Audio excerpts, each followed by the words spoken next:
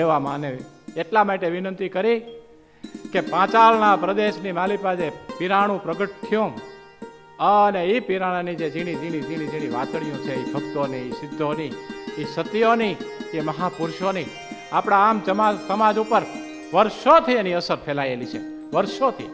અને બીજા કોઈ જાજા ફંદામાં પડ્યા વિનાના, જેને આપણે એમ કહીએ કે બહુ ઓછું ભણેલા માણસો ક્યાંના ક્યાં પહોંચી જાય છે. આપનો ચંદ્રવો જેને કલ્પ્યો હોય અને ધરતીના જેને પાથરણા કર્યા હોય એની આ વાતું છે.